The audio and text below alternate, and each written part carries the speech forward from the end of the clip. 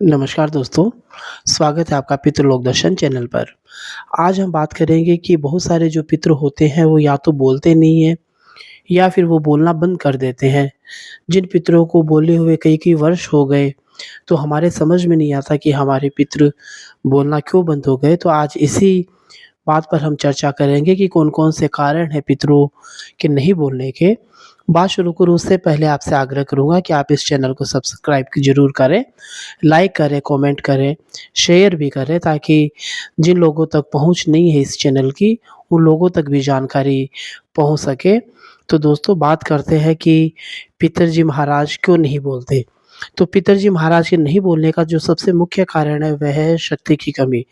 जब हमारे पितरों में शक्तियों की कमी हो जाती है, उनके प्रति हम दान पुण्य नहीं करते, उनको याद नहीं करते, जोत नहीं करते, तो और धीरे-धीरे, धीरे-धीरे उनमें शक्तियों की कमी हो जाती है और वो बोलना बंद कर देते हैं।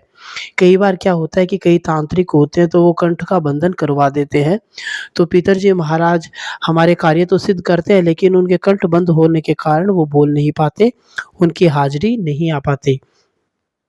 कई बार क्या होता है कि कई किसी व्यक्ति में पितरजी महाराज बोलते हैं तो परिवार के जो अन्य सदस्य हैं, उसका मज़ाक उड़ाते हैं।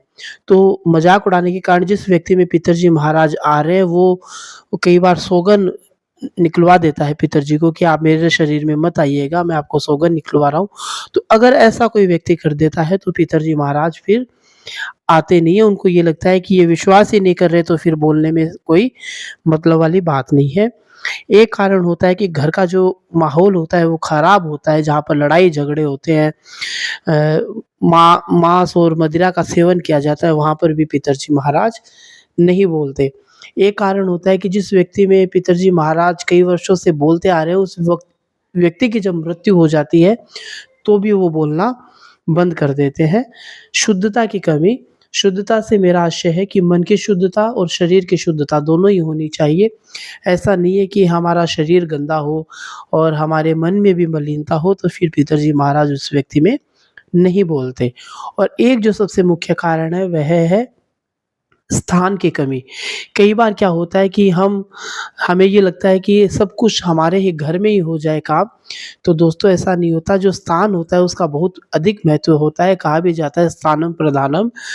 तो जब पितरजी महाराज वहाँ पर नहीं बोल रहे हैं तो आपको जो अच्छे स्थान है पितरजी महाराज के, वहाँ पर संपर्क करना चाहिए। वहाँ पर निश्चित रूप से या तो वो पहली बार में ही बोल देंगे या अपना वज़न डालकर आपको आभास दिलवा देंगे कि वो हम बोलेंगे।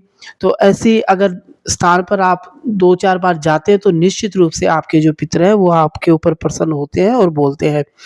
पितरों की हमें पूजा-पाठ नियमित रूप से करनी चाहिए, उनकी जोत करनी चाहिए, अनुष्ठान करवाने चाहिए, तर्पण आदि करने चाहिए। अगर ऐसा हम करते रहते हैं तो निश्चित रूप से हमारे जो पितर हैं वो हमारी सहायता करते रहते हैं।